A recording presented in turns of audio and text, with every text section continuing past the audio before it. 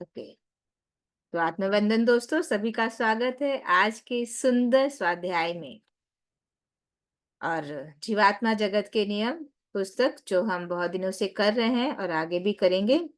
तो आज का टॉपिक है ईश्वर का न्याय, और हमारी रीडर है प्रतिमा जी और मैं दीपा सिकारिया। आप सबको इसके बारे में थोड़ा एक्सप्लेन करती हुई चलूंगी।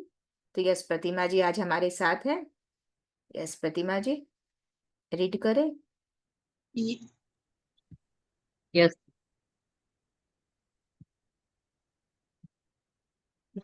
शुरू करें। यस दी पढ़ू। स्क्रीन दिख रही है मेरी? यस दी। हाँ बोलिए। ईश्वर का न्याय। सर्वशक्तिमान ईश्वर दया, प्रेम और न्याय के सागर हैं। वे किसी के साथ अन्याय नहीं करते। बहुत से लोग सोचते हैं कि ईश्वर ने उनके साथ न्याय नहीं किया। उनके ऐसा सोचने का कारण यह है कि वे वास्तव में यह जानते ही नहीं कि सही क्या है और गलत क्या है। लोगों द्वारा ईश्वर को अन्यायी मानने का यही असली कारण है। यस। तो सर्वशक्तिमान ईश्वर, तो ईश्वर यहाँ पर जिसे हम सोच रहे हैं कि कोई है ऊपर, जो हमारे हर एक कार्य का लेखा जोखा रखता है। उसको हम क्या कर रहे हैं, हम जो भी कार्य कर रहे हैं वो देख रहा है और वो उसके अनुसार न्याय कर रहा है। तो मैं अच्छा कर रही हूँ, ऐसा मुझे लग रहा है कि मैं अच्छा कर रही हूँ, तो मेरे साथ अच्छा ही होगा। और जो मुझे बुरा लग रहा है यानी कि वो गलत चीज है। तो अच्छा और बुरा कौन डिसाइड कर रहा है यहाँ पर? हम डिसाइड, जो ये मनुष्य रूप है वो डिसाइड कर रहा है ये अच्छा और बुरा। लेकिन वहां जिसे हम ईश्वर मानते हैं उसके यहाँ अच्छा और बुरा क्या है ये जाने बिना हम अपने आप ही डिसाइड कर लेते हैं कि अच्छा ये है या बुरा या है, या सामाजिक कुछ मापदंड यहाँ बन रखे हैं, उनके अनुसार हम ये डिसीजन ले लेते हैं कि ये चीजें करना अच्छे में आता है और ये चीजें करना गलत में आता है। ऐसा सही है कि नहीं दोस्तों? एम आई राइट?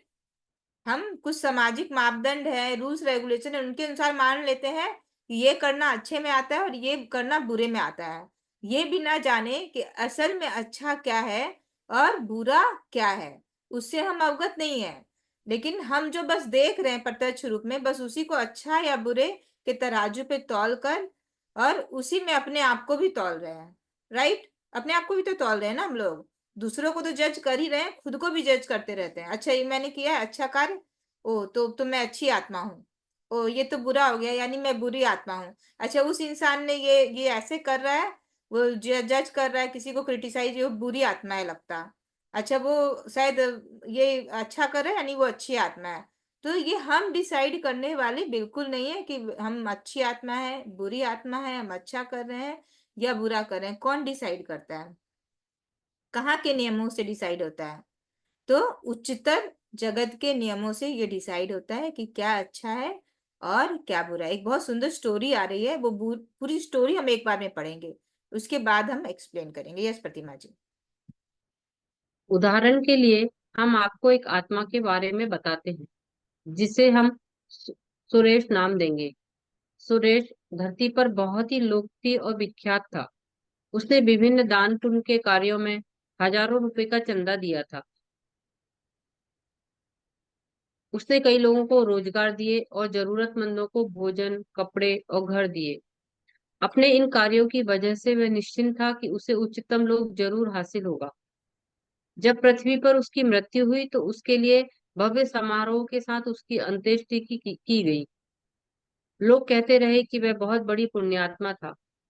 सुरेश की एक मूर्ति उस धर्मार्थ संस्थान में लगाई गई जिसकी स्थापना उसके सहयोग से हुई थी। जब सुरेश जीवात्मा जगत में आया तो उसने अपने आप को निम्न लोक में पाया। वह क्रोधित हुआ और चिल्लाकर पूछा, कहाँ है ईश्वर का न्याय? मैंने इतने दान दिए, धरती पर लोग मुझे पूछते थे, और यहाँ ईश्वर ने मुझे इस नरक में रखा है। आज कहाँ गया उसका न्याय? वह सबसे बड़ा निर्दयी और अन्यायी है। वह क्रूर है। बस। तो यहाँ पर हम देख रहे हैं सुरेश नाम के एक व्यक्ति की कहानी। जो बहुत धरती पर बहुत लोकप्रिय और विख्यात था, बहुत दान पुण्य करता था। उसने एक धर्मार्थ संस्था भी वो चलाता था। तो जब उसकी मौत हुई, बहुत लोगों की सहायता की, कपड़े दिए, उन्हें कार्य दिलाया, बहुत सारा काम किया। तो सब लोगों को लगा ये तो बहुत बड़ी पुण्य आत्मा थी। मैंने बोला ना, हम लोग ही डिसाइड कर लेते हैं कि कौन सी अच्छी पुण्य आत्मा है और कौन सी पुण्य आत्मा नहीं है। ये लोग, हम लोग किसी के कार्य को देख के हम लोग ही जजमेंट ले आते हैं, डिसाइड कर लेते हैं कि भाई अगला तो बहुत भला आदमी था, इतने लोगों का उपकार करके गया, इतना अच्छा दान पुण्य करता था, ये सुरेश तो बहुत ही अच्छा आदमी था। तो उसकी मूर्ति भी स्थापित हो गई और उसे एकदम बहुत अच्छी आत्मा घोषित कर दिया गया धरती पर। लेकिन जब वास्तविकता में उसकी मृत्यु हुई और वो जब पहुंचा लोक में, ऊपर के लोक में, तो अपने आप को वो कहाँ पाया? वो निम्न लोक में। जबकि उसकी सॉरी, एक्सपेक्टेशन क्या थी कि वो उच्च लोक का में ही जाएगा। वो तो इतना अच्छा कार्य किया है, निम्न लोक में जाने का तो कोई सवाल ही नहीं उठता है। और जैसे ही निम्न लोक में पहुंचा, उसे क्या आ गया? क्रोध आ गया कि ये तो बहुत बड़ा अन्याय हो गया उसके साथ। ये ईश्वर तो बहुत ही अन्यायी है, निर्दयी है, क्रूर है, उसे क्यों रखा है नरक में? तो अब आगे पढ़ेंगे। बहुत सी भली आत्माएं उसके पास पहुंची और उन्होंने उससे आग्रह किया कि वह शांत होकर उनकी बात सुने और यह जाने कि उसकी इस स्थिति के क्या कारण है।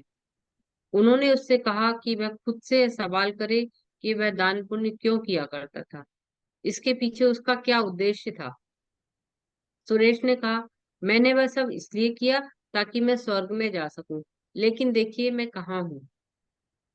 भली आत्माओं ने यस, तो यहाँ पर सुरेश हाँ, ध्यान रखिएगा। आ रहे नीचे ध्यान रखिएगा। कोई काम हो तो बोल दीजिएगा और हम लोग के लायक कुछ भी हो एक तो बोल मिनट दीजिएगा। म्यूट रखिए जो हमारे नीचे आने। एक मिनट, एक मिनट म्यूट रखिए सभी अपने आप को प्लीज। दी सबको म्यूट कर दीजिए। हाँ, मैं सबको कर रही हूँ।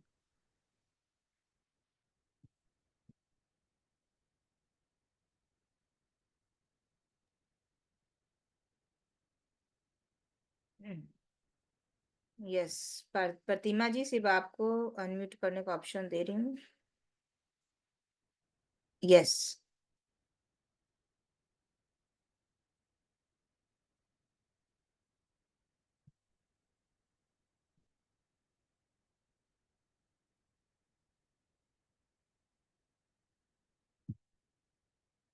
यस प्रतिमा जी, आप अपने आप को अनम्यूट करिए केवल।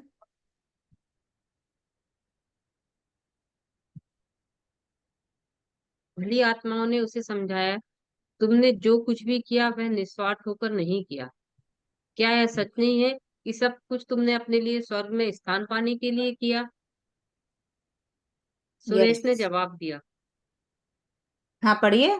हाँ यह सच है, लेकिन क्या हमारे धर्म गुरु, पुरोहित और दार्शनिक हमसे यह नहीं कहते कि यदि हम गरीबों की मदद करें, उन्हें खाना, कपड़ा, रोजगार और रहने की जगह दें, तो हमें स्वर्ग मिलेगा? ईश्वर, पुरोहितों और दार्शनिकों ने मिलकर मुझे मूर्ख बनाया। तो यहाँ एक बहुत बड़ी बात भी कही गई है। ब्रह्म विद्या की मोती में भी हमने देखा कि ये जो जितने भी पुरोहित और जितने भी पंडित और दार्शनिक हैं, जो हमें बोलते हैं आप ये करिए, ये दान करिए, ये धर्म करिए, तो आपको बहुत स्वर्ग में जगह मिलेगी, आप स्वर्ग में जाएंगे। और हम उनकी बात मान के बहुत सारा दान धर्म करते भी हैं, करते हैं कि नहीं? तीर्थों में जा रहे हैं, वहां पे ये कपड़ा दान करो, ये धर्म करो, ये करो, वो करो। तो यहाँ पे अच्छी आत्मा उनके पास आई, क्योंकि वो आत्मा बहुत चीख रही थी। उसको शांत कराया गया, बोला गया कि क्या तुमने जो भी किया वो स्वार्थवश नहीं किया? क्या तुम निस्वार्थ थे जब तुमने ये कार्य किया? बोला नहीं, मैंने तो स्वार्थवश किया कि भाई मैं ये करूंगा तो मुझे स्वर्ग मिलेगा। तो अगर स्वार्थ है किसी भी चीज में, यानी कि वो पुण्य का कार्य नहीं है। अगर आप स्वार्थवश हो के कर रहे हैं कि मैं ये चीज कर रहा हूं या कर रही हूं तो इसके कारण मैं अच्छी बन जाऊंगी या मुझे इसका पुण्य मिल जाएगा, तो वो सही चीज में नहीं आता है, वो पुण्य के कार्य में नहीं आता। ये समझना होगा, ये सबको बहुत जरूरी है समझना, क्योंकि ये बहुत थिन लाइन है। यहाँ पे सबके मन में स्वार्थ रहता है। मतलब हम अगर स्पिरिचुअलिटी में आए हैं, वहां पे ध्यान भी कर रहे हैं, तो इस स्वार्थ से कर रहे हैं कि मैं स्वस्थ हो जाऊंगी, मेरे घर में हर कोई स्वस्थ हो जाएगा, मेरे घर में मेरे रिश्ते अच्छे हो जाएंगे, मैं धनवान हो जाऊंगी। इसलिए हम ध्यान और आध्यात्मिकता से जुड़े हैं। और वही कोई व्यक्ति निस्वार्थ भाव से कि नहीं, मुझे जानना है कि मैं कौन हूं, मैं क्यों आई हूं, मेरा उद्देश्य क्या है, क्या पर्पस है, और वही निस्वार्थ भाव से कि बस मुझे लोगों को सिखाना है और कुछ नहीं करना, बस मुझे जगाना, मेरे द्वारा कोई एक जन भी अगर जाग जाएगा ना, मेरा यहाँ आने का उद्देश्य पूरा हो जाएगा। और मेरे इसके पीछे कोई स्वार्थ नहीं, मुझे अच्छा बोला जाएगा, मुझे बुरा बोला जाएगा, मैं अच्छी हूं या नहीं हूं, मुझे वो मालूम नहीं। तो वो होता है निस्वार्थ भाव से। इसके पहले चैप्टर में प्रीति जी ने भी बताया था, निस्वार्थ भाव मतलब आप किसी की मदद भी कर रहे हैं, नेकी कर दरिया में डाल, क्यों बोला था, मतलब आप कोई भी भलाई भी कर रहे हैं लेकिन उससे अटैच नहीं है, मतलब कोई एक्सपेक्टेशन नहीं है कि मैं किसी को दान दे रही हूँ तुम मेरे साथ अच्छा हो, मुझे कुछ अच्छा मिल जाए, मेरे कुछ कर्म अच्छे हो जाए, कुछ भी वो एक्सपेक्टेशन नहीं कि ऊपर जाकर मुझे कुछ अच्छी पदवी मिल जाएगी या मैं पुण्य आत्मा में आ जाऊंगी, ये कोई एक्सपेक्टेशन ड्रॉप करके। और ये एक्सपेक्टेशन कौन बढ़ाते हैं धरती जगत पर? हमारे धर्म गुरु, पुरोहित, दार्शनिक, कि भाई गरीबों की मदद करे, खाना दे, कपड़ा दे, रोजी दे।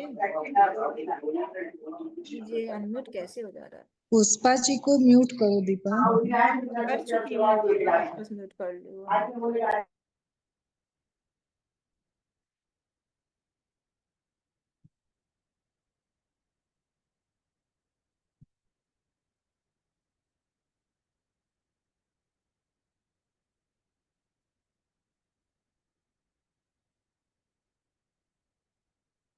तो ऐसे करके हम, यस, प्रतिमा जी अनम्यूट करिए, आपको अनम्यूट करने का। यस, शालिनी जी कुछ कहना चाह रही है। यस शालिनी जी, अनम्यूट करिए, दी बोलिए। हम भी तो मतलब जैसे अभी जो एग्जाम्पल इसमें दिया सुरेश का, हम भी हम्म। तो ये चीज कर ही रहे हैं ना अपने साथ। मतलब हम किसी का कुछ भी अच्छा बात कर रहे हैं या किसी के लिए अच्छे के लिए कुछ बोल रहे हैं, तो ये स्वार्थ भाव भी तो कितने बार आ जाता है ना मन में। हाँ, तो वही तो छोड़ना है ना हमको, निस्वार्थी बनना। हम अभी भी निर्गुण नहीं बन रहे हैं। जब तक आत्माएं निर्गुण नहीं बनती है, चाहे अच्छा गुण हो या बुरा गुण हो, निर्गुण बनने के लिए हम यहाँ पे आए हैं। मीन्स कोई चीज से अटैचमेंट नहीं है यहाँ पे, डिटैच अटैचमेंट रखना है। मतलब हमको अपने कर्तव्य सारे पूरे करने हैं लेकिन डिटैच होके करने हैं। इस वर्ड को आप लिख सकते हैं, डिटैच अटैचमेंट। ये मैंने भी अभी जो सेशन लिया था ब्रह्म विद्या के बोध में, ईश्वर क्या है, उसमें भी मैंने ये समझाया था, डिटैच अटैचमेंट। हर चीज, हर कर्तव्य का पालन करना, एक पत्नी का, एक माँ का, एक बहन का, एक हर चीज का, एक गृहिणी का, एक वर्किंग वुमेन का, लेकिन डिटैच रहते हुए, मतलब उससे जुड़ना नहीं है। मैं बच्चे के लिए कार्य कर रही हूँ, बच्चे को खाना दे रही हूँ, उसे बड़ा कर रही हूँ, विदाउट एनी एक्सपेक्टेशन कि वो बड़ा होके मेरे लिए भी कुछ करेगा या वो ये बन जाएगा। मैं पति के लिए कुछ कर रही हूँ लेकिन विदाउट एक्सपेक्टेशन कि नहीं, मेरे पति भी मेरे लिए ये करे या वो करे। अगर आप एक्सपेक्टेशन ड्रॉप करती जाती हैं, जो कहीं बहुत पॉसिबल नहीं होता है, मैं नहीं ये बोल रही हूँ कि सबके साथ हो जाएगा, हम मतलब इनफैक्ट हम लोग के साथ भी ये चीज नहीं होता, हर बार एक्सपेक्टेशन आ ही जाता है। लेकिन आप कोई भी पुण्य का कार्य कर रहे हैं, मतलब ये आपको लग रहा है कि आप करिए मदद, आप अगर स्पेशली किसी की कर रही हैं, तो वहां कोई एक्सपेक्टेशन अटैच मत करिए कि मैं इसकी मदद इसलिए कर रही हूँ ताकि मैं ऊपर के जगत में ऊपर पहुंच जाऊं। ऊपर के जगत में आप ऊपर अपने इस पुण्य एक कार्य से नहीं पहुंचते हैं, आप अपने शुद्ध विचारों के कारण पहुंचते हैं। जब आपने वो कार्य किया उस समय आपके विचार कितने शुद्ध थे, उस पे डिपेंड करता है कि वो पुण्य की श्रेणी में जाएगा कि नहीं जाएगा। दी फिर तो ये हर चीज में बिलोंग करता है, क्योंकि यार हम किसके लिए क्या बोल रहे हैं, क्या हाँ, सोच रहे हैं, एकदम। से क्या बात करें, तो हर चीज में यस, बिलोंग करेगा ये चीज यस। तो। अगर आप मन में मान ली मेरी ही बात करें, किसी के साथ भी, किसी तीसरे आदमी के सामने आपने मेरे बारे में चर्चा की और मन में आपकी भावना कुछ और है मेरे प्रति, बुरी भावना आ जा रही है आपके मन में किसी भी कारण से, लेकिन मुंह से आप अच्छा बोल रहे हैं, तो वो आपका बुरा विचार ही कहा जाएगा, क्योंकि वहां पे वो क्या बोल रहे हैं उस पर डिपेंड नहीं करता, आपके उसमें विचार मन में क्या चल रहे हैं। हम क्या है, हम मनुष्य कब बनते हैं? जब हम शरीर और आत्मा का मन में संतुलन हो जाता है, तब हम वास्तविक मनुष्य बनते हैं। राइट? तो वो राइट। मन ही तो है जिसको हमको पूरी तरह प्यूरिफाई करना है, उसे पूरा शुद्ध करना है। वही मन तो शुद्ध नहीं हो पा रहा है ना, तभी तो हम लोग विकारों से भरे हुए हैं। यस और दी। समझ रहे हैं आप? ये बहुत इंपॉर्टेंट है समझना, ये मन ही है जो विकारों में भरा हुआ है, और ये हर पॉइंट में भरा हुआ है, इतना अधिक भरा हुआ है कि हमें समझ ही नहीं पा रहे हम कि क्या गलत है। वही तो गलत क्या है ये समझना है हमें। हम हर चीज में जजमेंट ले आ पा रहे हैं। हम स्पिरिचुअल भी हैं, हम किसी से सीख भी रहे हैं, हम अपने गुरु के प्रति ही जजमेंट ला रहे हैं कि अरे देखो हमारा गुरु है फिर भी ऐसे कर रहा है, वैसे कर रहा है।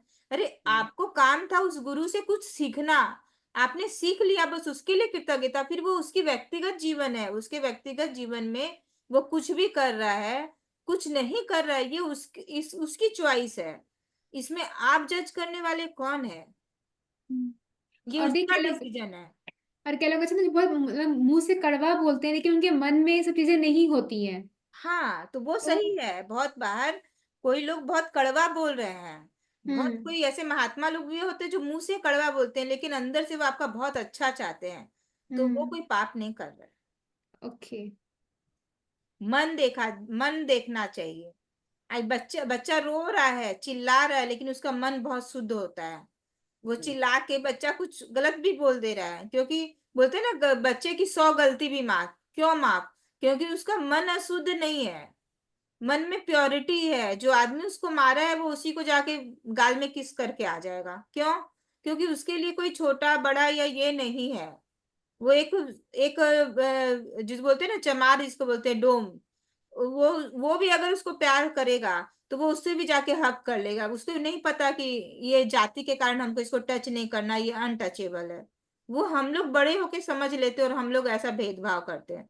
वो तो बच्चा थोड़ा ना भेदभाव कर सकता है। 2 साल का बच्चा भेदभाव जानता है? नहीं जानता है। नहीं। तो ये भेदभाव कहाँ पनप रहे हैं? हमारे मन में पनप रहे हैं, हमारे बिलीफ सिस्टम से पनप रहे हैं। वो बिलीफ सिस्टम हमें ब्रेक करने हैं, तोड़ने हैं। यस दी। यस, आगे बढ़िए।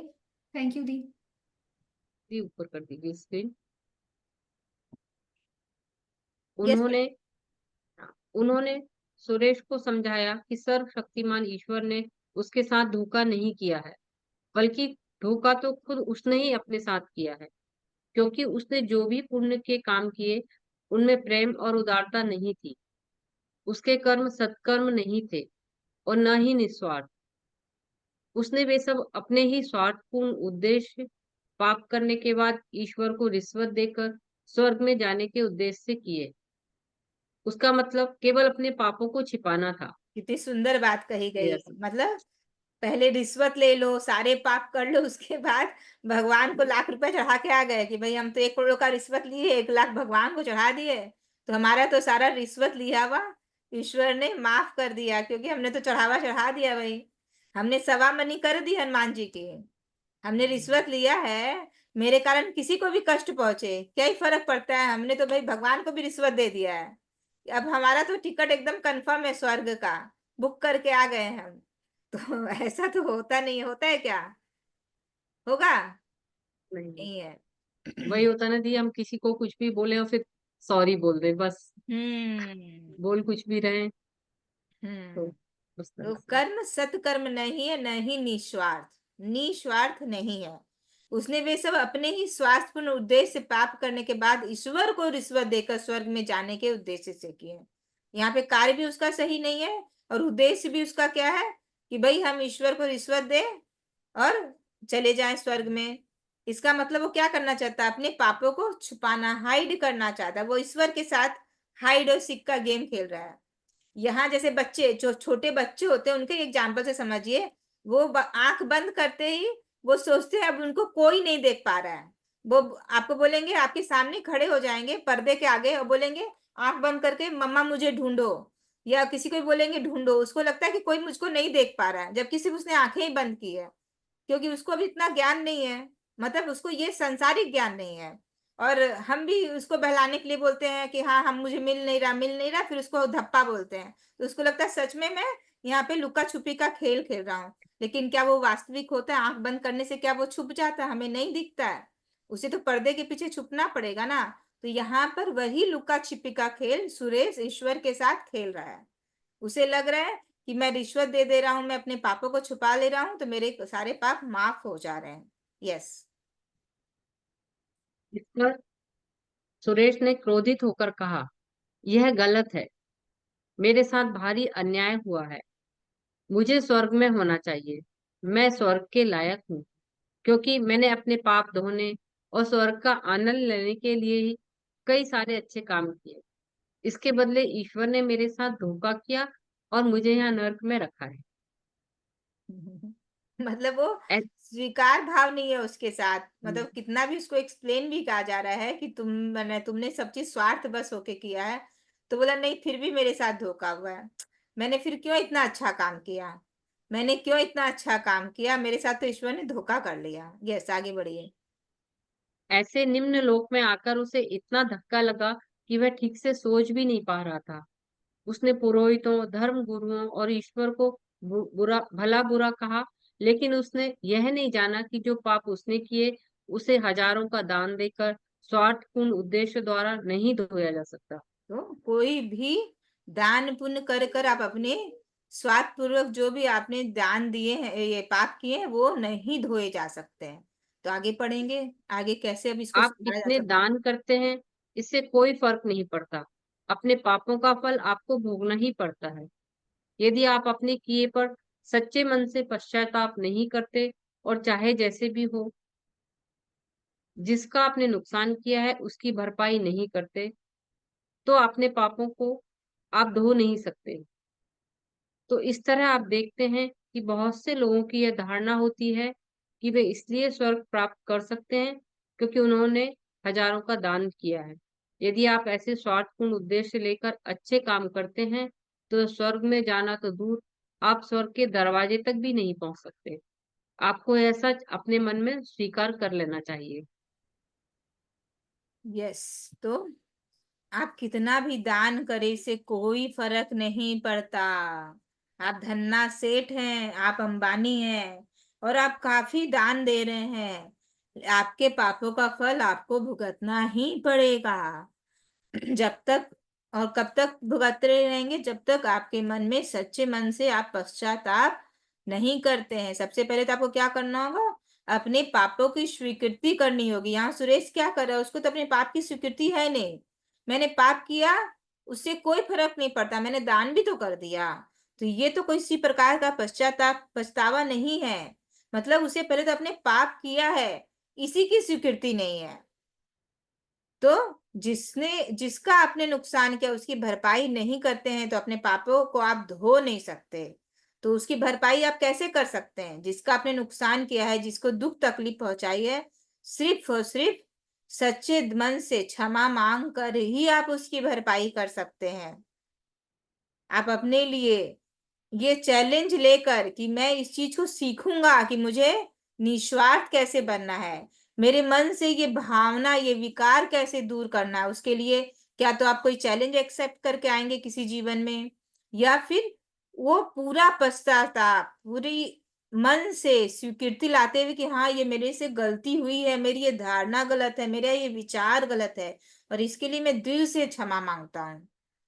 तो इस तरह आप देखते हैं कि बहुत से लोगों के मन में ये गलत धारणा है ही है। हम देखते हैं ना, बहुत सी, मतलब हमारे घर में आप बड़े बूढ़ों को ही देखे कि अरे ये दान करो, वो दान करो, मन में चाहे वो कितनी कड़वाहट है, लेकिन बस दान पुण्य करते रहो। मन घर में आपके बाकी लोग तकलीफ पा रहे हैं, पैसों के लिए ही तकलीफ पा रहे हैं, लेकिन आप उसी पैसे को उठा के दान में दे रहे हो। घर में बहुत तकलीफ है, लेकिन भाई वो क्या, वो 11 का उज्जवल करना ही होगा, और क्या क्या होता है ना, वो इस दिन जेठुड़ा है तो वो भी करना ही होगा, बहुत सारी चीजें ना। बस मकर संक्रांति उस दिन तो कुछ दान देना ही होगा। अरे दान देना ही है, मतलब सच्चे मन से आप, मन में तकलीफ है, बहुत कष्ट से गुजर रहे हैं आप फिजिकल स्तर पर, और फिर भी आपको दान देना ही होगा। तो ये कैसा दान है, देने में आपको तकलीफ हो रही है लेकिन आपको दान देना ही है, बस ये सोचकर कि अगर हम इस दिन दान देंगे तो हम स्वर्ग चले जाएंगे, मतलब स्वार्थ रखकर। तो पहले अपने पापों को, अपनी गलतियों को सच्चे मन से स्वीकार करिए, उसके इनके लिए पछतावा लाइए, और तब आपके अपने आप ही वहां से हेल्प आएगी कि आप कैसे उस चीज के इस पाप को धो सकते हैं। यस, आगे बढ़ेंगे। जीवात्माओं से संपर्क। यस, यस, पढ़िए प्रतिमा जी। अनम्यूट लीजिए, अनम्यूट करिए।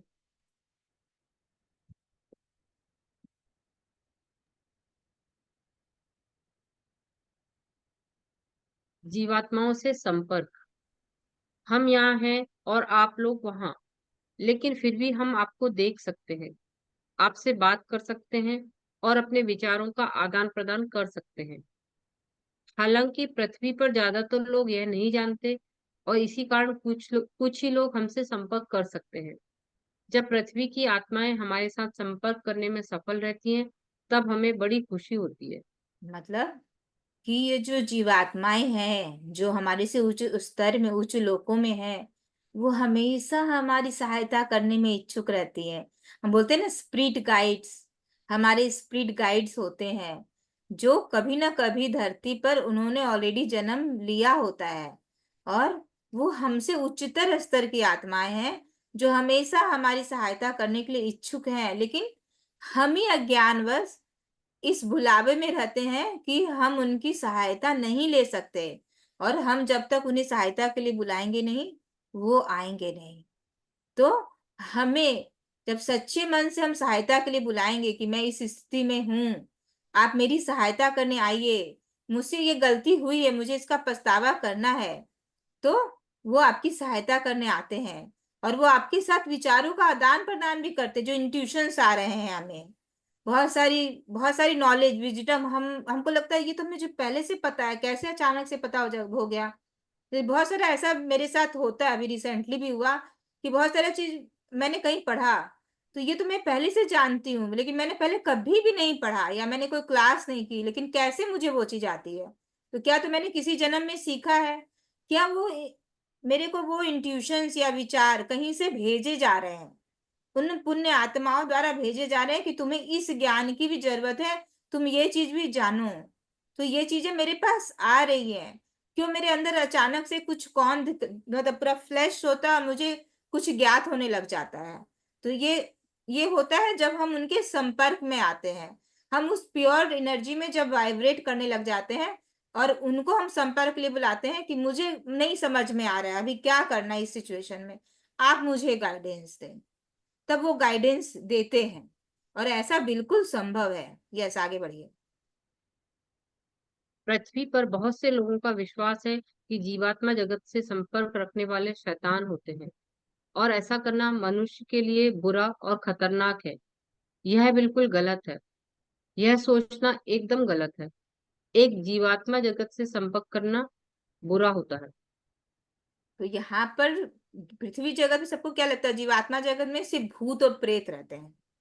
पृथ्वी जगत पे सबको क्या लगता है कि जीवात्मा जगत में सब मरे हुए लोग रहते हैं। मरे हुए लोग मतलब भूत या प्रेत, यही तो सोचते हैं ना हम लोग, यही सोचते हैं, यही बिलीफ सिस्टम है। इसलिए उन लोग को लगता है कौन लोग वहां पे संपर्क कर सकते हैं? जो लोग शैतान हैं, जो लोग काला जादू का प्रयोग करते हैं, तो ये बहुत बुरा और खतरनाक है, इसलिए संपर्क करना ही बुरा है। जबकि ये सारा चीज मिथ्य है, मतलब गलत है, ऐसा कुछ भी नहीं है।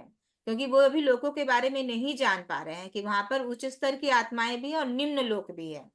तो हमें उच्च स्तर की आत्माओं से संपर्क करके हम और भी अच्छे विचारों का आदान प्रदान कर सकते हैं, अच्छे ज्ञान को प्रदान कर सकते हैं। यस, आगे। कुछ लोग यह विश्वास करने के लिए बाध्य होते हैं कि जीवात्मा जगत से संपर्क करना गलत है। उन्हें समझाया जाता है कि इससे हम जीवात्माओं को बाधा पहुंचती है और हमारी आत्माओं हमें हमारी आत्माओं को पृथ्वी पर बुलाने से हमारी उन्नति रुकती है। ये गलत धारणा है। सच तो यह है कि यदि हम पृथ्वी के लोगों से संपर्क करने की अनुमति मांगे, तो सर्वशक्तिमान ईश्वर और उच्चतर भली आत्माएं बहुत प्रसन्न होती हैं। पता है, जो हम ये में से विश्वास, एक मिनट, जो ये विश्वास है, जो बिलीफ सिस्टम है, यही बाधा पैदा कर रहा है। सबसे पहले तो हमें ये बिलीफ सिस्टम की बुक पढ़कर अभी हम लोग सबको क्या कर रहे हैं? अपने बिलीफ सिस्टम तोड़ रहे हैं कि नहीं? हम जीवात्मा जगत के बारे में जैसे जैसे जान रहे हैं, धीरे धीरे हमारे बिलीफ सिस्टम कि नहीं, जीवात्मा जगत में भी बहुत सारी ऐसी आत्माएं हैं जो हमारी उन्नति चाहती हैं, और वो ईश्वर द्वारा हमारी मदद के लिए भेजी जा रही हैं। तो हमें लगता है यहाँ पे क्या, हम जीवात्माओं को बाधा पहुंचाती है हमें लगता है, लेकिन हमें मतलब हमारी आत्माओं को, हमें मतलब हमारी आत्माओं को पृथ्वी पर, मतलब जो लोग मर के वहां पहुंच चुके हैं उच्चतर स्तर पर, जो जो दो हैं जो पूरी ये बुक वो लोग पूरी डाले हैं अपने दादी की उसके अंदर, तो वो लोग, वो माँ के अंदर, तो वो हाँ लोग सोच रहे हैं कि अगर वो लोग हम लोग जाएंगे और उन पर कुछ कहेंगे तो लगता है उन्नति रुक जाएगी, लेकिन ये गलत धारणा है।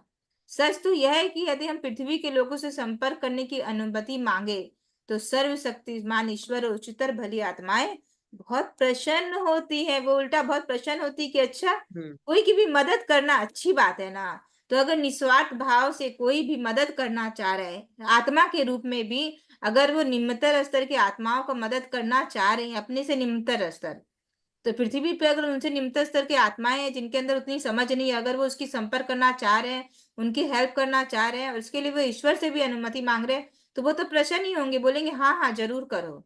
वो कभी मना नहीं करेंगे। या हम ही अगर ईश्वर से मांगेंगे तो वो जरूर अलाउ करेंगे आत्माओं को हमारी मदद करने की। यस, आगे बढ़िए। पता है, हम में से कुछ जीवात्माएं अपने प्रियजनों को गलत करने से रोकने के लिए कुछ संकेत देती हैं, क्योंकि हम चाहते हैं कि जीवात्मा जगत में आने पर वे भी हमारे साथ उच्च लोक में रहें। हम उन तक अपने विचार या संकेत पहुंचाने में बहुत कठिनाइयों का सामना करते हैं। ये बिल्कुल सच है। ये मेरा मतलब खुद का अनुभव है कि हमारे प्रियजन, मतलब कि खुद मैंने अपने बुआ जी फूफा जी को जीवात्मा जगत में देखा। मेरी बुआ जी की एक आंख नहीं थी और मैंने उनको पूरा स्वस्थ देखा, यंग रूप में देखा मरने के बाद, कि वो एकदम उस जगत में पूरी स्वस्थ हैं, यंग हैं। आई वाज मतलब बहुत आश्चर्यचकित। और वो लोग आते हैं, हम कोई ग्रीफ में होते हैं, कोई दुख में होते हैं, तो वो लोग समझाने आते हैं कि नहीं, ये दुख, मतलब ये दुख से तुम बाहर निकलो, तुम ये दुखी होने के लिए इस धरती पर नहीं हो। तो ये मेरा खुद का अनुभव है कि वे हमें ऊपर उठाने के लिए आते हैं, वो हमें कोई गलती करने से रोकने के लिए भी हमें संकेत देते रहते हैं, हमें इंट्यूशन देते हैं। उन्हें मानना या नहीं मानना ये हमारी चॉइस पॉइंट है। और ये संकेत पहुंचाने में उन्हें बहुत कठिनाइयों का सामना करना पड़ता है। क्यों कठिनाइयों का सामना करना पड़ता है वो हम देखेंगे। यस, पढ़िए आगे। आगे प्रायः पढ़िए। पृथ्वी हाँ। प्रायः पृथ्वी के लोगों तक अपने संकेत पहुंचाने के लिए कठिन मेहनत करने के बाद भी हम आपको जरा भी प्रभावित नहीं कर पाते, क्योंकि अपने संकुचित मन के कारण बहुत से लोग हमारे अच्छे विचारों और हमारी सलाह को स्वीकार नहीं करते। यस, मैंने बोला ना, वो चॉइस है हमारी कि हम उनकी सलाह या संकेत को माने या नहीं माने। तो अगर हमारा बिलीफ सिस्टम इतना स्ट्रांग है तो हम बोलेंगे नहीं, ऐसे ही कुछ आ रहा होगा, मेरी सोच होगी।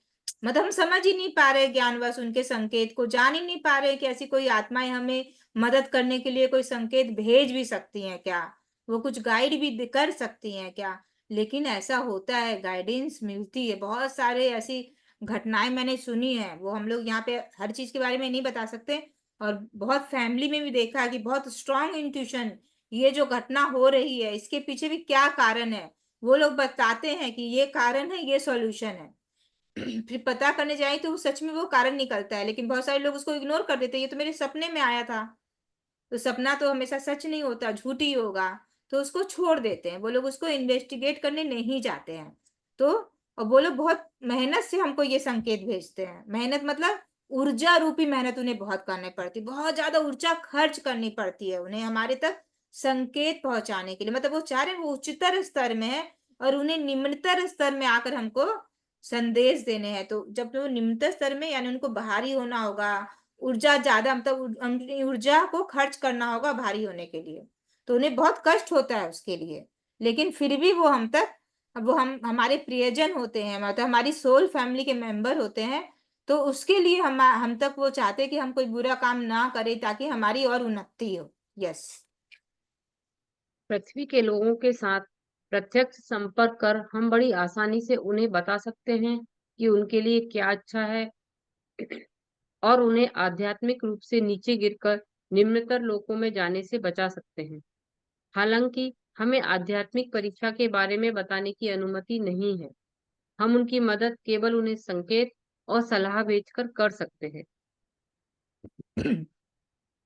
तो यहाँ पे उन लोगों के लिए हर चीज बहुत आसान है करना, लेकिन उन्हें अनुमति नहीं होती है, क्योंकि सबकी अपनी जर्नी है और सबको अपनी खुद की समझ ही, मतलब समझ को पैदा करना होगा, डेवलप करना होगा। मतलब एक गुरु को तो सब पता होता है, एग्जाम में वो चाहे तो हमारी मदद करके हमें आराम से पास करवा सकते हैं ना। उन्हें तो सारा आंसर पता है, क्वेश्चन उन्होंने ही सेट किया है, लेकिन क्या वो हमें बताते हैं? नहीं, नहीं बताते हैं, क्योंकि फिर तो कोई बच्चा पढ़ेगा ही नहीं, सीखना ही नहीं चाहेगा। तो वैसे ही अगर वो बताने लग गए तो कोई बच्चा, लेकिन वो संकेत देते हैं। एग्जाम के पहले टीचर बता देते हैं कि ये चैप्टर बहुत इंपॉर्टेंट है भाई, इसे अच्छे से पढ़ लेना, इससे बहुत सारे क्वेश्चन आएंगे, ये चीज बहुत इंपॉर्टेंट, मार्क करवा देते हैं। तो वैसे ही ये हमें संकेत भेजते हैं मदद करने के लिए। लेकिन अब हम उसपे, हम वो चीज पढ़ें, उसकी सलाह को हम इम्प्लीमेंट करें, माने ना माने, ये हमारी चॉइस है। यस, आगे बढ़िए।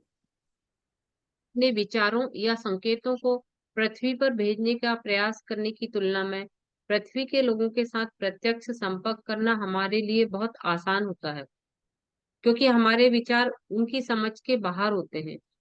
जो थोड़े से लोग हमारे साथ सुरक्षित रूप से और आसानी से संपर्क कर सकते हैं, उन्हें अपने अनायास विचारों को परे रखना चाहिए। इससे हम आत्माओं और पृथ्वी के लोगों दोनों को सहूलियत होती है।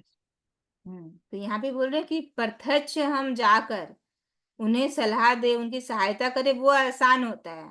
मतलब हम प्रत्यक्ष जाकर, मतलब किसी शरीर में जाकर और उनको हम कुछ मदद कर रहे, वो ज्यादा आसान होता है। लेकिन अगर विचारों से, मतलब सिर्फ ऊर्जा के स्तर पे हम इंटरेक्ट करें, वो कठिन होता है। ऊर्जा एस्ट्रल शरीर में संपर्क करना कठिन होता है, लेकिन हम प्रत्यक्ष जाकर उनके साथ संपर्क करना आसान होता है। जो थोड़े लोग हमारे साथ सुरक्षित रूप से और आसानी से संपर्क कर सकते हैं, तो ये थोड़े लोग कौन होंगे? सोचिए जरा, ये थोड़े लोग कौन हो सकते हैं? ऐसे लोग जो बहुत ज्ञानी है, जिन्हें, उन लोगों का ज्ञान है जो पूरी तरह से जागृत हो चुके हैं। उन्हें अपने अनायास विचारों को परे रखना चाहिए, लेकिन उनको भी अपने विचारों को बहुत सोच समझ कर ही किसी के आगे रखना चाहिए। तुरंत में मुझे कुछ दिखा और जाके मैंने विचार रख दिया कि भाई मुझे किसी की मृत्यु दिखी, और मैंने उसे बता दिया, मुझे पता मृत्यु तो होनी ही है, ये तो एक सत्य है। लेकिन जाके उसको बता देना, मतलब उसको समय से पहले ही दुखी कर देना। वो मरेगा, अभी मरने में 2 महीने हैं, लेकिन मैंने 2 महीने पहले बता दिया कि भाई तू मरने वाला है, तो क्या होगा? उसका परिवार दुखी, वो दुखी, ये ही होगा। और क्या मुझे पागल घोषित कर दिया जाएगा कि इंसान पागल है जो ऐसे ऐसे आके बोल रहा है? ये 2 चीजें होंगी। तो इससे हम आत्माओं और पृथ्वी के लोगों दोनों को सहूलियत होगी। नहीं तो क्या होगा, बहुत सारी सबको समस्या पैदा हो सकती है। वो लोग अपना वास्तविक जीना, मतलब जीवन, ये ड्रामा सही रूप से ना करके वो लोग घबरा जाएंगे। मतलब कोई डायलॉग आप बोल रहे हैं, कोई ड्रामा आप कर रहे हैं, अचानक से मैंने बोल दिया अरे रे रे ये डायलॉग मत बोलिए, ये बोलिए, क्योंकि अब तो ये होने वाला है। तो वहां पे क्या घबराहट पैदा हो जाएगी, क्योंकि उस चीज का अभ्यास नहीं है, तो वहां पे घबराहट पैदा हो जाएगी। यस।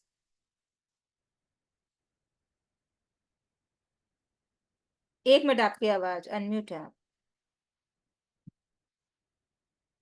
हम्म, करिए अपने आप। प्रत्यक्ष संपर्क के जरिए हमारी उन्नति तेजी से होती है, क्योंकि हम अपना कीमती समय लोगों के दिमाग में अच्छी सोच, अच्छे विचार और ज्ञान भरने की कोशिश में बर्बाद नहीं करते। यह इस कारण कि धरती के लोगों के अवचेतन मन का एक बहुत छोटा हिस्सा ही काम करता है। बोल रहे प्रत्यक्ष संपर्क जब हम करते हैं तो हमारी जरिए हमारी उन्नति तेजी से होती है, क्योंकि हम अपना कीमती समय लोगों के दिमाग में अच्छी सोच, अच्छे विचार और ज्ञान भरने की कोशिश में बर्बाद नहीं करते हैं। प्रत्यक्ष संपर्क मतलब कि जैसे आपको कोई समस्या है और आप खुद से ही उनसे संपर्क कर रहे हैं, खुद आपने उनके संपर्क के लिए उनको बोला, और फिर वो आपको कुछ दे रहे हैं, संपर्क कर रहे हैं। क्या तो नींद में संपर्क कर रहे हैं, या फिर आपको एस्ट्रल ट्रेवल की तरह मदद कर रहे हैं, उस दुनिया में जाके आप एस्ट्रल के ट्रेवल करें, उनसे संपर्क में आके किसी चीज का आप सॉल्यूशन ले रहे हैं, और एक आप मेरे पास आए हैं कि दीपा जी मुझको इस चीज का सॉल्यूशन दे, तो वो क्या हो गया, भाया। तो भाया नहीं बनना है। यहाँ आपको अपनी शक्ति इतनी जागृत करनी है, आपको अपनी वाइब्रेशन इतनी जागृत करनी है कि आप प्रत्यक्ष संपर्क में उनसे आ सके।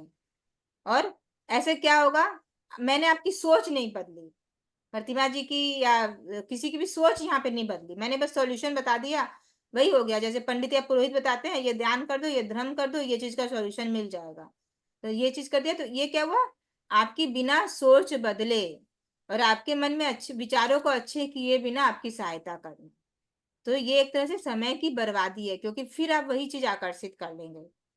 यह इस कारण की धरती के लोग के अवचेतन मन का एक बहुत छोटा हिस्सा ही कार्य करता है। ये चीज समझ में आ रही है जो मैंने अभी एक्सप्लेन किया, कि ये किस कारण से हो रहा है, क्योंकि सब सोए हुए हैं, सुप्त अवस्था में है। हम बहुत शक्तिशाली हैं, लेकिन फिर भी हम सुप्त अवस्था में हैं। तो हम अगर उसको बिना जगाए हुए और हम सोचे कि हम किसी के संपर्क में आ जाए, गाइडेंस नहीं मिलेगी, और हम दूसरे के भाया भी जाएंगे और वो गाइडेंस में हम काम कर रहे हैं, तो वो गाइडेंस भी इफेक्टिव नहीं होगा, सही नहीं होगा, क्योंकि फिर तो हम वही चीज आकर्षित करने वाले हैं, क्योंकि हम अभी भी सोए हुए हैं, अभी भी सुप्त अवस्था में। ये बहुत गूढ़ बात है, बहुत गहरी बात है, जिसे समझने के लिए भी हो सके आपको 2 बार 3 बार इसको पढ़ना होगा और समझना होगा। यस। अब आगे से आप अपने मृत प्रियजनों के साथ संपर्क करने की कोशिश जरूर करें, लेकिन शुरुआत आप अपने आप नहीं कर सकते। स्वचलित लेखन के जरिए आप अगर खुद से आत्माओं के साथ संपर्क करने की कोशिश करें तो यह बहुत खतरनाक हो सकता है। आपको किसी ऐसे व्यक्ति को माध्यम बनाना पड़ेगा जो स्वचलित लेखन के लिए अधिकृत और अनुभवी है। यहाँ पर जो मैंने बोला उसके एकदम अपोजिट बात कही गई है। मैंने बोला कि नहीं आपको खुद से करना है, मैं यहाँ पे बोल रही हूँ आध्यात्मिक हिसाब से। यहाँ पर ये बोल रहे हैं अगर आपको सोल से बात करनी है। यहाँ पे बात हो गई कि अगर आप, जैसे वो कौन सा एक्टर जो मरा मरा था, उसकी सोल से सब बात करना चाह रहे थे, एक एक्टर मरा था ना, उसकी सोल से यूट्यूब पे भी बहुत आया, क्या नाम था उसका, प्रशांत, क्या नाम था ना, सुशांत सिंह। हाँ सुशांत सिंह। तो ये यहाँ पे सोल टॉकिंग की बात कर रहे हो, मैं यहाँ पे बोल रही हूँ कि सोल से गाइडेंस लेना, ध्यान में गाइडेंस लेना, नींद में गाइडेंस लेना, एस्ट्रल रूप पे। और यहाँ पे बोल रहे हैं आप सोल को डायरेक्ट बुला रहे हैं कि भाई तुम्हारे साथ क्या हुआ था, क्या नहीं हुआ था। तो वो अगर आपको आइडिया नहीं है, अगर आप नहीं जानते हैं, तो खुद से ना करें। फिर आप जो इसमें स्पेशलाइज्ड हैं, जो ऑलरेडी एक्सपीरियंस्ड लोग हैं, उनके साथ ही संपर्क करें। तो मेरे हिसाब से तो ये चीज करना ही नहीं चाहिए। वो जबरदस्ती किसी को सोल को बुलाकर और उससे लेना, ये एकदम मेरे हिसाब से सही नहीं है। ठीक है, आगे बढ़िए। हमारे लिए अपने प्रियजनों के साथ हमारे लिए अपने प्रियजनों के साथ लगातार संपर्क करना आसान होता है। वह सब घर में बैठकर टू वे रेडियो पर बात करने जैसा है। हमारी संपर्क विधि और आपकी टू वे रेडियो विधि में अधिक अंतर नहीं है। यही देखिए, हम यहाँ पे बात में 2 तरह की बात आ रही है। एक यहाँ पे बोला कि जब आप कोई सोल से कनेक्ट करने की कोशिश करें तो ये खतरनाक है। ठीक है, यहाँ पे एक ही बात बोला फर्स्ट वाले पैराग्राफ में। सेकेंड पैराग्राफ में यही बोल रहा है जब आप प्रियजनों के साथ संपर्क करना आसान है। तो यहाँ पे 2 तरह की बात हो गई, एक है आत्माओं से संपर्क करना, मतलब सोल से संपर्क करना, और एक है अपने प्रियजनों के साथ संपर्क बनाकर उनसे रेडियो की तरह आप बात भी कर सकते हैं। तो आप एस्ट्रल तरीके से या आध्यात्मिक तरीके से बात कर सकते हैं, लेकिन आप प्रत्यक्ष रूप से उनको सोचेंगे हम सोल के रूप में इनवाइट करें और वो बात करें, तो वो बुरा है, वो मत बुलाइए, वो मतलब करने की चेष्टा खुद से मत करिए। यस। हम कभी कभी ही पृथ्वी पर आकर आपसे बात करते हैं। आमतौर पर हम अपने घर में बैठकर अपने विस्तृत अवचेतन मन के जरिए संपर्क करते हैं। हमारे विचार असाधारण और बहुत अधिक ताकतवर होते हैं। टू वे रेडियो की तरह हम संदेश भेजते और प्राप्त करते हैं। तो ये बोले बहुत कम ही हम पृथ्वी पर आकर आपसे बातें करते, मैं डायरेक्ट बात करना बहुत मतलब रेयर है, बहुत ही रेयरेस्ट है कि कोई आत्मा आकर बात कर रही है, वो डायरेक्ट आपको किसी में आकर बात कर रही है। लेकिन संदेशों के द्वारा, मतलब विचार के स्तर पर हम आपको बहुत सारे संदेश भेजते रहते हैं, जो कि बहुत ही इंपॉर्टेंट होते हैं और बहुत शक्तिशाली मैसेजेस होते हैं। अब आपके पास शक्ति है या नहीं कि आप उन विचारों को रिसीव कर पा रहे हैं या नहीं रिसीव कर रहे हैं, मतलब आपका जितना फ्रीक्वेंसी ट्यून अप रेडियो का अच्छा रहेगा, उतना अच्छा आप उनके विचारों को रिसीव कर पाएंगे, नहीं तो नहीं रिसीव कर पाएंगे। यस। इसी तरह पृथ्वी के कुछ लोगों में टू वे रेडियो जैसी क्षमता ईश्वर प्रदत्त होती है। इसकी मदद से वे हमारे संदेशों को हमारी ही तरह प्राप्त कर सकते हैं और हम बड़ी आसानी से जान पाते हैं कि आप क्या कहते या सोचते हैं। पृथ्वी के कुछ लोग भाग्यशाली हैं कि उनके पास यह क्षमता है, औरों के पास नहीं।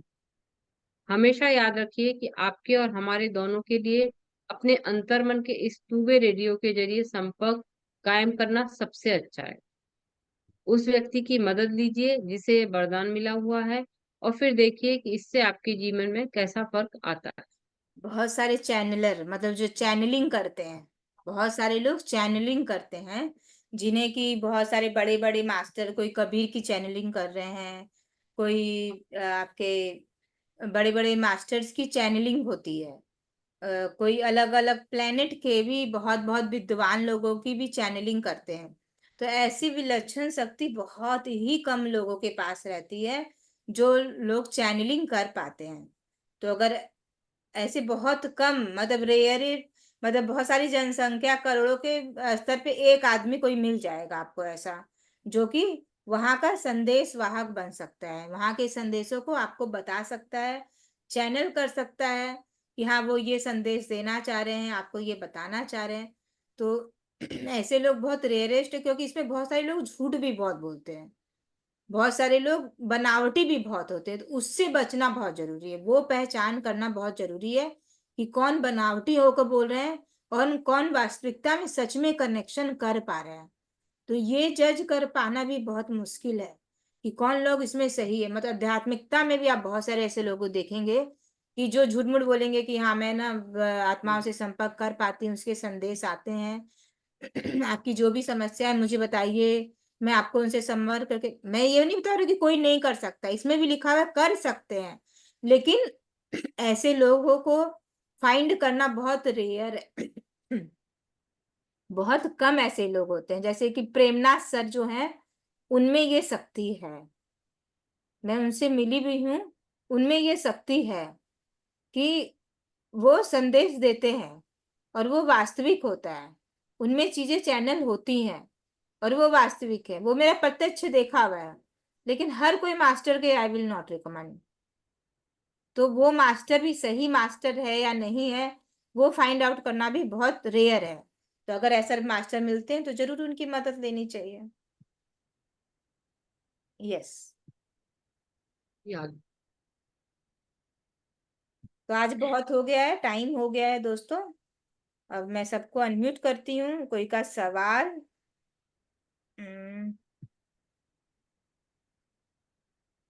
यस, सेठ विजडम भी चैनल किया हुआ है, जो सेठ विजडम जो सिखाया जाता है पीएमसी हिंदी की तरफ से, वो भी चैनल किया हुआ ही नॉलेज है जो मिलता है।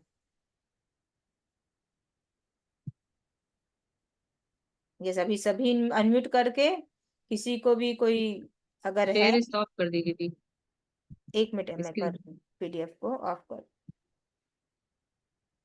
यस।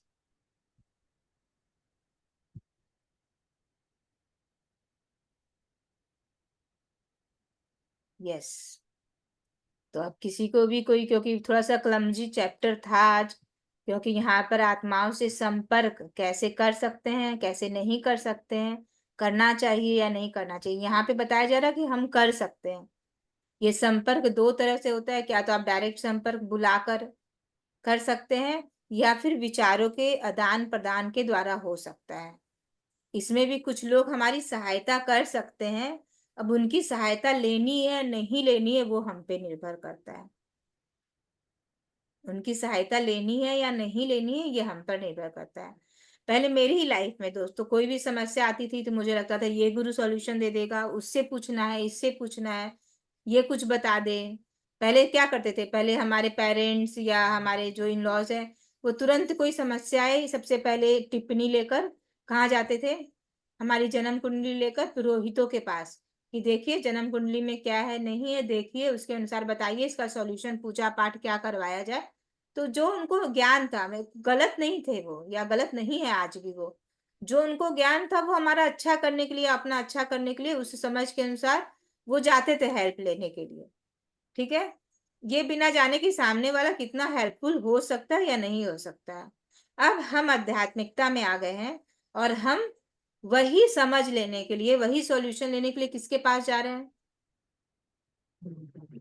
हम उन आध्यात्मिक गुरुओं के पास जा रहे हैं। वही चीज तो हम भी कर रहे हैं ना, कि हम, अब मेरे पास कोई भी समस्या आई तो बिना उसका खुद से चिंतन किए, खुद से जवाब जाने, सबसे बेस्ट जवाब कहाँ से आ सकता है दोस्तों, कौन दे सकता है? क्योंकि अगर आपके जीवन में कोई भी समस्या आई है तो उसे किसने आकर्षित किया, आपने स्वयं, राइट? तो यानी कि वो समस्या का सुधारक या सॉल्यूशन देने वाला भी कौन हो सकता है, आप स्वयं हो सकते हैं। आप में भी वही शक्ति है जो औरों में शक्ति है। तो औरों के पास भागना, सुनिए सबकी, समझिए सबकी, ज्ञान लीजिए सबसे, ध्यान कीजिए और इतना चिंतन कीजिए कि अपनी समस्या का समाधान आप खुद करें। भटकना बंद करें, लोगों के पास भागना बंद करें कि वो मेरी समस्या का समाधान कर देगा, वो मेरी समस्या का समाधान, कोई भी आपकी समस्या का एक निमित समय तक ही समाधान दे सकता है। अगर परमानेंट सॉल्यूशन चाहिए या जानना है तो वो परमानेंट सॉल्यूशन देने वाले आप स्वयं हैं, और कोई भी उस चीज का परमानेंट सॉल्यूशन नहीं दे सकता है। आप खुद से ध्यान में उतरिए, खुद से सवाल रखिए और देखिए उस सवाल के उत्तर आते हैं या नहीं। हो सकता है एक बार में ना आए, दो बार में नहीं आए, 10 बार कोशिश करिए, 100 बार कोशिश करिए, लेकिन उस सवाल का उत्तर आपको स्वयं मिलेगा। एम आई राइट दोस्तों? अगर आप किसी को आज के चैप्टर से क्या टेक अवे है या कुछ पूछना है तो आप अपने आप को अनम्यूट कर सकते हैं। मैं सबको ऑप्शन दे रही हूँ अनम्यूट करने का। यस, मैंने दे दिया है। यस।